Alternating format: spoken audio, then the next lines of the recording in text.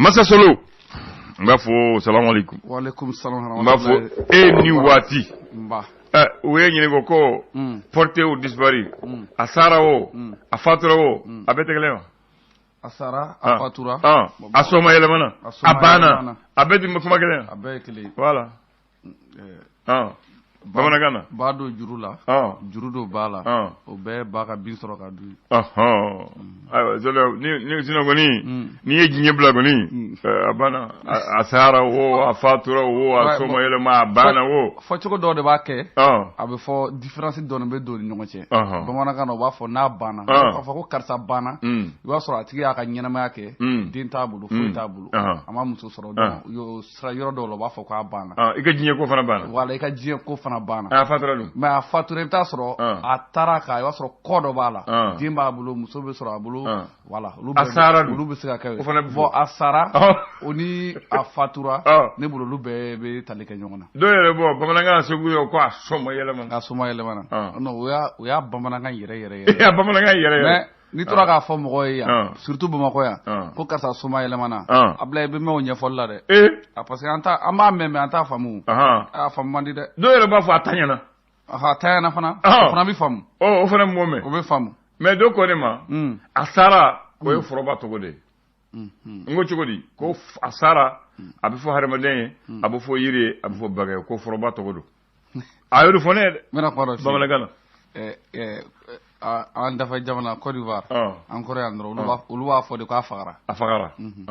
fagara yan o kɔrɔ maa de y'a fa voilà an fɛ yan mais olu ta y'a fagara ye c'est à dire a sara quoi voilà non dɔ de fana ko n'i y'a mɛn a sara a ko ni fɛn ni t'a la foroba tɔgɔ de ye sara ye ko i b'a fɔ n ka yiri sara n ka wulu sara hadamaden sara ko o ye u bɛɛ jɛ tɔgɔ ye mais n'i b'a fɛ k'a faranfasiya ni hadamaden don comme hadamaden ni bonya ka kan i b'a fɔ a fatura n'a fatura o kɔni a ye diɲɛ to ye a banna komi i y'a fɔ ko t'a ko t'a ɲɛ dɔw b'a fɔ cɛgana kulikutu k'a minɛ ji dɔgɔya ko n'a mɛnna mɔgɔw yɛrɛ bɛ ɲin'a ko fo don dɔ b'a fɔ karisa tun bɛ u b'a fɔ ma deli ka tɔgɔ mɛn u b'a fɔ karisa nin den tun bɛ yan mais a fatura a ma den sɔrɔ a ma muso fɔlɔ mais n'a a fatura denbaya bɛ ko bɛ a muso bɛ a denw bɛ i ka wajulukɛla ye nin bɛɛ fɔ i ye dɔnkili minnu kala sɔgɔmada ye nin kɔrɔ bɛɛ b'a kɔnɔ nin kɔrɔ bɛɛ b'a kɔnɔ nin bɛɛ b'a kɔnɔ ale bɛ maa waju de ayiwa tubarikala ayiwa n b'a fɔ i bisimila n ba ko bɛ cogo di Ablaye an bɛ yan ko ala tɛ maa kelen ta ye bɛɛ ta don ko bɛɛ kelen maa kelen fana fa tɛ bɛɛ wa a b'a yɛrɛ fana sago de la ko don o don sɔnni a bɛ kun ala dɔrɔn de la o tiɲɛ o ye tiɲɛ o tiɲɛ ale de b'a d'i ma a t'i ɲininka o a b'a d'i ma k'i to i b'a sɔrɔ i bɛ Mali kɔnɔ yan a b'a d'i ma k'i to Côte d'Ivoire k'i to Amérique k'i to i mana kɛ diɲɛ fan o fan n'a kan k'i sɔn a b'i sɔn ka sɔrɔ a m'i ɲininka ko maanifin de bɛ ɲini maanifin kɔ ko ale tɛ ɲinɛ maa si kɔ ko dɔ de bɛ jɔ a niyɔrɔ la o ye tan ye mun na an bɛ jɔ niyɔrɔ la bɛɛ n'i ka waati don Ablaye i bɛ 200 di dɔ ma bi a bɛ mako min ɲɛ o ye ka kɔn kunun ɲɛ i bɛ 100 dɔw ma o tɛ mako ɲɛ o ye o bɛ kɛ o cogoya ye ko fana ko hadamaden de bɛ ɲinɛ ko ale tɛ sunɔgɔ ale tɛ ɲinɛ a ɲɛ bɛ bɛɛ la kana ko sa ale ma diɲɛ da wa ale ye diɲɛ da o a tɛ sunɔgɔ dɛ fɛn fɛn bɛ kɛ i y'i dogo so kɔnɔ o i y'i dogo dugu jukɔrɔ o i y'i dogo mobili kɔnɔ o ala ɲɛ b'i la walima i b'a sɔrɔ i b'i dogo i yɛrɛ de la i t'i dogo ala kɔnɔ a kɛcogo foyi t'o la ko maa la dɔgɔ bɛ ala ma dɔgɔ tɛ o tɛ wa ko ala bɛ yɔrɔ bɛɛ fana fan bɛɛ ko ala kɛlen don mais a bɛ yɔrɔ bɛɛ waati bɛɛ mɔgɔw ma hakili m'o de minɛ ko ale ye kelen mais a bɛ yɔrɔ bɛɛ fan bɛɛ fɛ ala ɲɛ b'an bɛɛ la n'i y'a dɔn k'ale ye diɲɛ da ka ban i b'a dɔn k'a fɔ k'a bɛ sɔrɔ fan bɛɛ fɛ tubarikala ko n'i bɛ siran i ka siran ala ɲɛ n'i tɛ siran i ka siran ala ɲɛ o de ka ɲi voilà yanni u b'a fɔ zana dɔ la ko yanni ka siran mɔgɔ ɲɛ yanni ka siran wara ɲɛ siran ala ɲɛ dɔrɔn n'i ka ala ɲɛ siran ɲɛ bonyana ka b'a bila ye i lafiyara diɲɛ kɔnɔ wa i ka lahara yɛrɛ fana o bɛ nɔgɔya i bolo tubarikala ale ko maa o maa bɛ n wele n b'a jaabi donc a ye wale wele a wele dɔrɔn ale de b'a ɲɛnabɔ o ale de b'a ɲɛnabɔ a sago la fana ye a sago la fana voilà an m'o de faamu a sago la a t'a k'i ta ye dɛ ayiwa parce que waati dɔw bɛ yen i b'a deli a b'i kumaniya fɛn dɔ ma peut-être i b'a sɔrɔ a don kama i ka hɛrɛ t'a la i bɛ deli kɛ ala ne mago bɛ 100 na ne mago bɛ na ne mago bɛ na i tɛ a sɔrɔ o waati fewu i b'a sɔrɔ i ka hɛrɛ de t'a la Ablaye ayiwa musokɔrɔba dɔ ko de ma ko kɔlɔn t'a la ko ni juru binna kɔlɔn na juru wɛrɛ b'a bɔ suruku b'a bɔ. O de tɛ juru ye wa. Ni ma juru dɔ suruku la a bɛ dɔn wa. Ayi ma mɛn yan. Ko kɔlɔn tɛ jɛnya o. Juru de ka surun. Juru de bɛ surun yan. sinon kɔlɔn kɔni mana jɛnya cogo cogo. A juru bɛ don a kɔnɔ. Juru bɛ don a kɔnɔ. Bisimila. Ablaye bi ye juma ye. Naamu. O bɛnna utukalo tile 5 ma. Naamu. San 2022. O y'a jate jumɛn ye? Tubabu jate wa farafinna jate? Tubabu jate don. Bon. An bɛ tubabu jate la. An bɛ tubabu jate la. Awɔ. Tubarikala. An bɛ taa ni gafew ye. Le sɔrɔ o ye fasare ka fasiriya. A fɛrɛ tɛ fɔlɔ. A fɛrɛ tɛ fɔlɔ. Mun ne b'i la? I ye fɛrɛ tɛ fɔlɔ fɔ a bɛ hakili jigin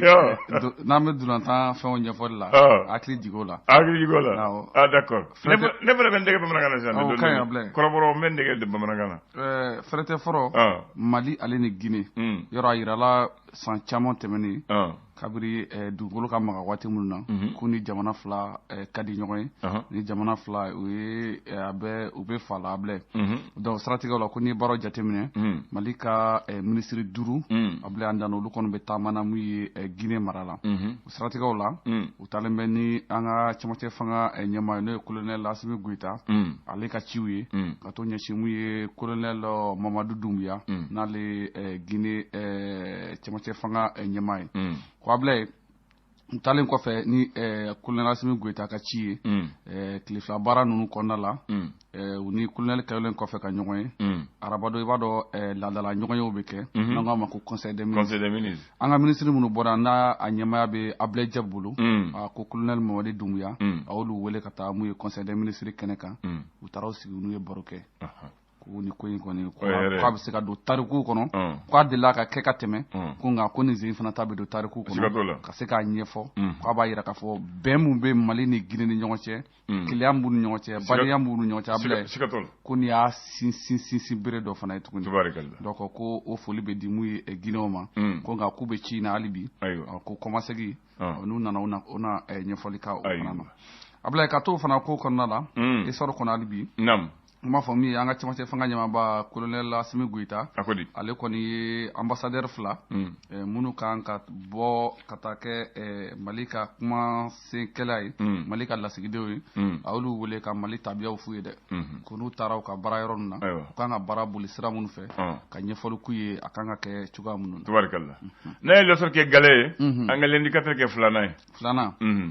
Ale kumana mun ye an ka cakɛdaw n'o ye baarakɛlaw ka secrétaire général n'o ye Yakuba Katile UNTM olu kɔni ye kalo 1 o di an ka gouvernement ma kalo 1 tɛ dɔwɛrɛ k'u ye décret minnu ta k'u ka annulé Ablaye. Décret jumɛn? Décret dɔ de taara ko k'a jira k'a fɔ min ye volontaire k'olu ka sara ka bɔ collectivité la k'a tɛ bɔ gouvernement kun. Ko k'a tɛna bɔ budget national la ko collectivité k'u jɔ n'o jɔyɔrɔ ye. Donc a dabɔra k'o tɛ se ka ɲɛ. A tɛ se ka ɲɛ. ko ani ko ka u ka situation administrative ka papier ko k'o bɛɛ lajɛlen ka ɲɛnabɔ UNTM fɛ UNTM ko k'o fana tɛ se ka ɲɛnabɔ k'o gouvernement ka baara ye. Ayiwa bɛɛ n'i ka baara ni jɔyɔrɔ. ko gouvernement k'i jɔ a jɔyɔrɔ la. Ayiwa ka to indicateur de renouveau kɔnɔ hali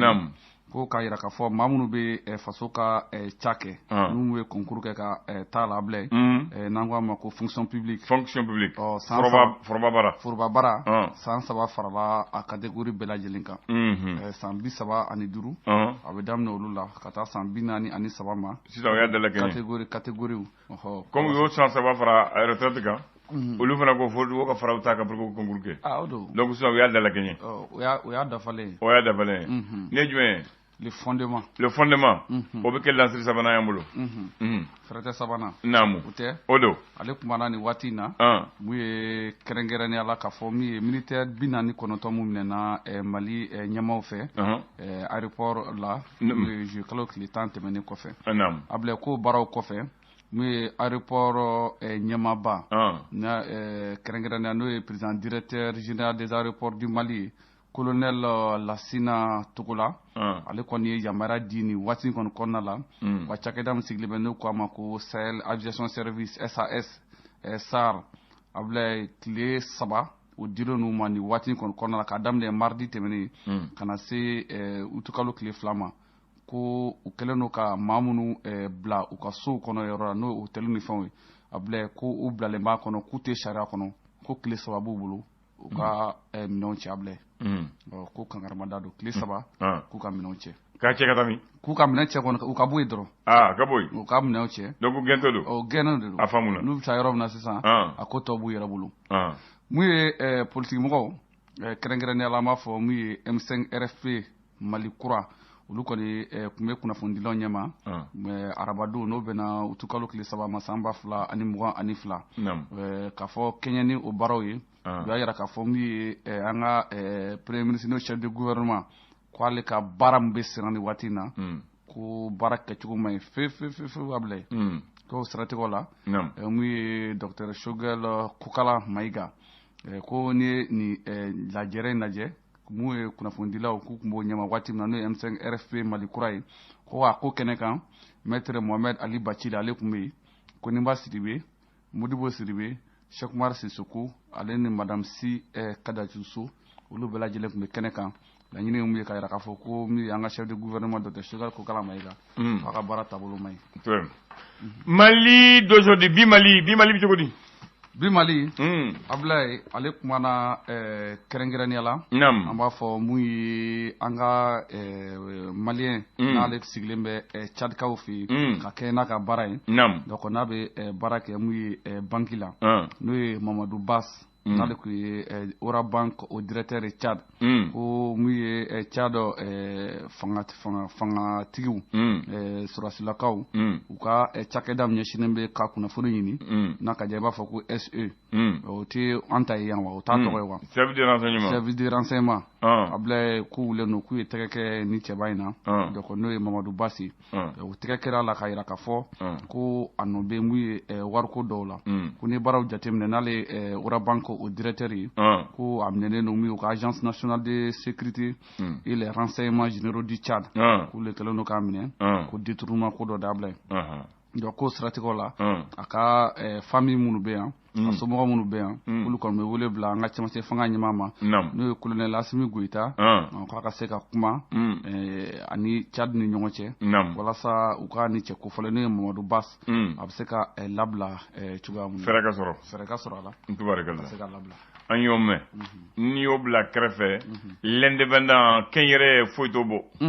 a ko di foyi t'o bɔ Ablaye ko gɛrɛntɛ sirilen don nin ko in na koyi donc an ta yɛrɛ ko tɛ dɔwɛrɛ ye n'o ye sɔrɔsi 49 minɛnen don Mali fɛ ko kumaɲɔgɔnw bɛ sen na n'o ye Togo président Faure Yassinbe Ablaye ko ale kumana ko kuma ma sira sɔrɔ Macky Sall ma sira sɔrɔ fɔlɔ Macky Sall n'o ye Sénégal président ye ko ale fana da donna a ko la fo ka taa se mun ye Guinée Bissau président Umaru Umbalo k'olu bɛɛ kɛlen don k'u da don a ko la fo ka don jibi ko la walasa fɛɛrɛ bɛ se ka sɔrɔ a la cogoya minnu na fo ka bɛn bɛ se ka sɔrɔ a la mun ye militaire 49 minɛnen don walasa gɛrɛntɛ ka bɔ Mali ale ni Côte d'Ivoire olu ni ɲɔgɔn cɛ Ablaye fo ka dɔn ko kɛra kɔni ko kɔni kɛra an ma baw ma k'u minɛ ten koyi ayiwa Ablaye an b'a kuncɛ ni pana ye hali bi ko nin waati kɔni kɔnɔna la ni jateminɛw kɛ ko bamacikɛ wale maaw kɛlen kɔfɛ ka kati kan ka mugujugu ta k'u sɛgɛrɛ k'u labɛnnen don ko kura ye tugun dɛ ko labɛn k'a bɛ Bale Nara Tingole ale ni Fana mara k'u labɛnnen don maa mun sɔmina i bɛ kɛ subaga ye maa sɔmina ye subaga ye k'u bɛ fɛ ka olu kɔni sɛgɛrɛ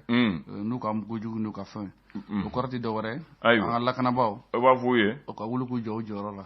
ko ayi ko wuli tuma ka fɛn sen ka di nka o ye tan ye tan don Ablaye voilà an bolo jantɔnyɔrɔ la o ɲɔgɔn tɛ o kɔrɔko ka ɲi jantɔnyɔrɔ la o ɲɔgɔn tɛ wala o de bɛ f'u ye Masa Solow Ablaye Solomana ko bɛ cogo di ko wa bon an bɛ gɛlɛya kɔnɔ dɛ Mali bɛ yɔrɔ min na bi Ablaye an tɛ se k'a fɔ n ko kow ka ɲi dɛ a ka fisa dɔɔni a bɛ kɛ cogo di kɛcogo b'a la o i ye kuma dɔ fɔ kuma n sigilen n y'a mɛn a kuma diyara n dɛ ko vie chère bɛ yen an bɛ k'a fɔ ɲɔ gɛlɛyara malo gɛlɛyara fɛn bɛɛ gɛlɛyara k'a fɔra k'an ka bɔ ko ka kuma k'a ɲɛfɔ maa ma sɔrɔ ka bɔ mais a fɔra k'an ka fara ɲɔgɔn kan ko jamanakuntigi min tun bɛ o waati Ala ka hinɛ la Ibrahim Boubacar Keita k'a ka fanga kɛcogoya ma ɲi jama bɔra diɲɛ fan bɛɛ fɛ ah mais bamananw fana b'a fɔ ten bɔrɔ lankolon ti jɔ dɛ a siga t'o la o jɔ man na bon n'i y'a ye maliyɛnw fana ma bɔ ka taa nin ko in na ka taa nin muso in ka wele lamɛn a ma gɛlɛyali bi de Ablaye o ye ne ka faamuyali ye hali a bɛ gɛlɛya a ma gɛlɛya de Ablaye ayiwa ko ni sigiɲɔgɔnya la ni tasuma ye sigiɲɔgɔn bugu minɛ n'i ko a kungo don Ablaye i bɛ wuli de k'i jɔ o la parce que n'a bɔra a ka bugu la a bɛ se i ka bugu ma dɛ i bɛ wuli k'i jɔ de kana kɛ a kelen kungo ye dɛ i bɛ wuli k'i jɔ sisan faso kan ka fɛɛrɛ sɔrɔ fɔlɔ fɔlɔ an ka gouvernement fɔlɔ olu ye SOMEX créé que Librairie Populaire créé que OPAM créé pour que ni gɛlɛya sugu u kana jamanaden sɔrɔ o de ko ɲɛma fo i ka fɛɛrɛ ni dabali de ɲini o de kaɲi olu tun b'a kɛ SOMEX tun bɛ yan SOMEX fɛn bɛɛ tun bɛ fɛɛrɛ la n'i y'a san dɔrɔmɛ kelen Bamako n'i taara Gawo i b'a san dɔrɔmɛ kelen n'i ye OPAM bɛ yan pour que malo kɔngɔja ani malo dɛsɛ kana maa sɔrɔ ani ɲɔ kaba tun bɛ a la OPAM tun bɛ Mali bɛɛ la ni kilo kelen ye 50 ye Bamako i b'a san Kidali 50 Tombouctou 50 Librairie Populaire tun bɛ yen école livre ni kaye ni école denw ka fɛn bɛɛ bɛ fɛɛrɛ a la a bɛ fɛɛrɛ sogo min ne Bamako a bɛ fɛɛrɛ o sɔngɔ kɛlɛ na Mali bɛɛ kɔnɔ ka n'a fɔ an y'a ta Bamako taa n'a ye faso de b'o kɛ o kɛra yan après o ye jigisɛmɛ o ye comme a b'a fɔ supermarché faso yɛrɛ supermarché o b'a fɔ jigisɛmɛ bamanankan don jigisɛmɛ k'i aw jigisɛmɛ fɛn bɛɛ tun b'a la da nɔgɔya la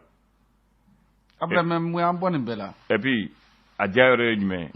n'i ye baarakɛla ye i bɛ taa bɔn ta bɔn i bɛ bɔn dɔn wa i bɛ papier de sɛbɛn k'a signé i b'a ta ni kalo sara i b'i ka sara ta i bɛ n'a di ou i b'a fɔ comptable ma a tigɛ k'a d'a ma o bɛɛ tun tɛ nɔgɔya ye wa o bɛɛ ye nɔgɔya dɔ ye o bɛɛ tɛ fɛɛrɛ ye wa mun n'an t'o kɛ n'a gɛlɛyara a sera kɛlɛ ma wa voilà problème filɛ nin ni fana kɛra ɲɛmɔgɔ ye i kan ka nin bɛɛ hakili de sɔrɔ k'a bɛɛ fara ɲɔgɔn kan an b'a fɔ cɛmancɛ fanga mɔgɔw tɛ se k'a bɛɛ kɛ